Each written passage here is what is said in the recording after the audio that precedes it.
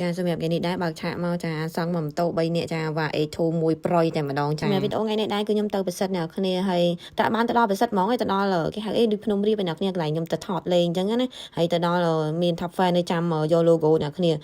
ណាត់គាត់ខុសអស់មួយថ្ងៃឥឡូវគាត់មកយកបានសម្រាប់ទៅចាញ់ពីពេញទៅបានថតអីណាស់ណាអ្នកគ្នាហើយឃើញខ្ញុំពាក់ម៉ាស់ហ្នឹងអធិស្ឋានចាមិនថារឹកពីអីទេដោយសារតែខ្ញុំធ្វើឲ្យបាត់ស្នាមហើយគេឲ្យត្រូវក្តៅអ្នកគ្នាអញ្ចឹងត្រូវជិះម៉ូតូហើយក៏ស៊ូពាក់ម៉ាស់ទៅតែម្ដងចា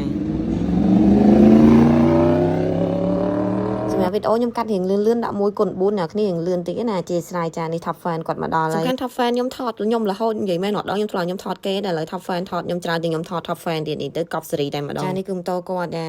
បិទ logo ហើយអែមស្នេហ៍ចាកប់សេរីបិទ logo រួចរាល់ហើយគឺគាត់សុំថតជាមួយ X2 ចាមកឆ្លាញ់អត់អីទេចានិយាយទៅជើងគាត់ខ្ពស់ណាស់ណាគ្នាគេអត់គាត់តែឆ្អើតគឺដល់ឆ្អើតតិចតួចមិនមែនឆ្អើតខ្លាំងដូចខ្ញុំផងខ្ញុំរៀងទៀតគាត់ចឹងរួចរាល់ហើយគាត់ក៏លាខ្ញុំក៏លាគាត់ចាគាត់ត្រឡប់ទៅកន្លែងធ្វើការចឹងព្រោះគាត់ចិត្តដល់ម៉ោងធ្វើការអ្នកគ្នាឆ្លៀតមកជួប idol ចាគៀកម៉ោងធ្វើការក៏នៅឆ្លៀតមកជួប idol ចឹងនឹងមិនហើយទៅ top fan ពិតចាត្រឡប់ទៅវិញហើយចាក៏ដល់ម៉ោងពួកខ្ញុំត្រឡប់ទៅវិញដែរអ្នកគ្នាអាចមើលទិដ្ឋភាពលេខបាននិយាយទៅថតនៅនឹងស្អាតអ្នកគ្នាប៉ុន្តែថ្ងៃនោះត្រូវណាត់បងមកហើយកាមេរ៉ាមែនតែចុងក្រោយចាខកទាំងអស់អត់មកទាំងអស់ចាមកបាន3ម៉ូតូតែមិនជាបញ្ហា3ម៉ូតូក៏ចេញបាន1ម៉ូតូក៏ចេញបានមែនអត់អ្នកគ្នាចឹងវីដេអូថ្ងៃនេះមានតែប៉ុណ្្នឹងឯងអ្នកគ្នាអរគុណច្រើនសម្រាប់ការទស្សនាតាំងពីដើមរហូតដល់ចប់នឹងមានវីដេអូថ្មីៗចឹងអ្នកគ្នាមើលទៀតជាពិសេសទៅខេត្តផ្សេងអ្នកតើបានទៅចឹងណាអរគុណច្រើនបាយបាយ